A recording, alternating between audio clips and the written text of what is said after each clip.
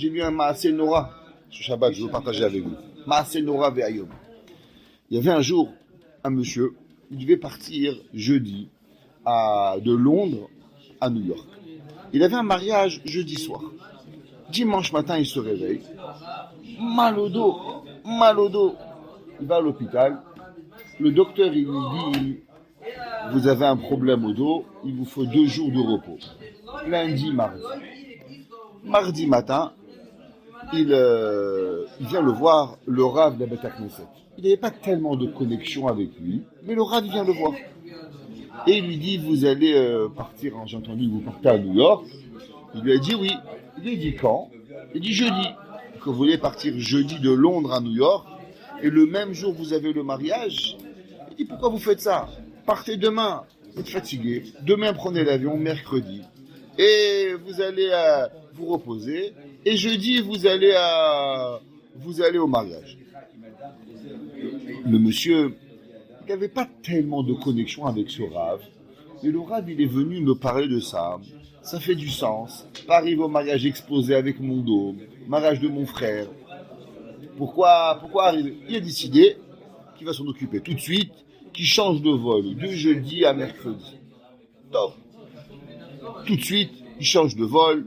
Il prend l'avion un mercredi. Il arrive à New York, de Yerushalayim. Le jour du mariage, il entend que l'avion de jeudi de Londres à New York, c'était le Panam Airlines, qui a l'avion de Paname qui a explosé. Aucun survivant.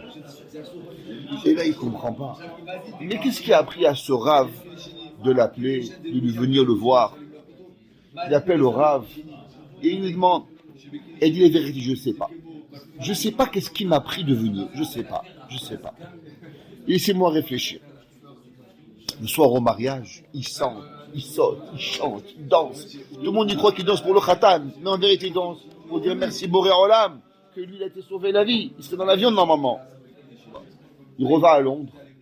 Le monsieur vient le voir et dit, je vais t'expliquer le début de l'histoire. Et il dit, en 1943, j'ai habité en Hongrie. Et les Allemands, ils ont commencé à arriver en 1944. Et quand ils sont arrivés en Hongrie, ils ont raflé tous les hommes. Tous les hommes qui étaient grands au camp de travail. Et en face de moi, il y avait une femme. Elle avait un mari, elle avait des enfants, des grands enfants. Et elle avait un petit garçon. Dès qu'ils sont arrivés, ils lui ont pris son mari et ses grands enfants. Maintenant, moi, j'étais caché dans une petite chambre en haut. Et cette femme-là, elle venait de temps en temps avec un bout de pain, un verre de lait, à manger. Et dès qu'il y avait les Allemands qui venaient dans la rue, elle m'envoyait un signal et je me cachais. Et un jour, j'étais sorti pour aller acheter un bout de pain. Et dès que je suis sorti pour acheter un bout de pain, elle habitait au rez-de-chaussée. Et on a entendu les véhicules SS. Vite, je suis rentré chez elle. Elle m'a pris, elle m'a mis derrière la porte. Les SS ont tapé à la porte.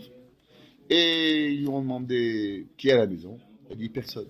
Où sont les garçons? Je m'avais déjà pris mes enfants. J'ai pris mon mari. Vous avez tout pris déjà. Qu'est-ce que vous voulez? Il dit voilà, il me reste mon petit garçon. Il dit madame, si on rentre, on trouve quelqu'un, on vous tue, vous et le bébé. Calmement. Lui, il est derrière la porte. Elle dit monsieur, vous pouvez chercher. Il n'y a pas de problème. Il n'y a plus personne dans la maison. Toute la rue, tous les hommes sont partis. Vous avez raflé tout le monde. Il n'y a personne qui est là. Il dit, madame, on va rentrer chercher. Il dit, mais monsieur, Baruch Haba, rentrez, cassez comme d'habitude. On a l'habitude avec vous. Détruisez comme vous allez faire. Regardez, il n'y a que le petit. C'est la seule chose qu'il y a. Il dit, madame, on va rentrer. Il dit, mais rentrez, je vous dis. L'Allemand, il a vu qu'elle était... elle a ouvert la porte, regardez. Il a mis un coup d'œil. Il a fermé la porte. Moi, de l'autre côté de la porte, j'étais blanc. Je n'arrivais plus à respirer. Elle, dès qu'elle a fermé la porte, presque elle s'est évanouie de lachatz, de stress. Elle s'est calmée. Je lui ai dit merci. Elle m'a dit, mon fils, dans la vie, on ne sait jamais pourquoi on fait les choses. T'inquiète pas. Akadosh Baruch Hu, il sait ce qu'il fait. Et je suis reparti dans ma maison.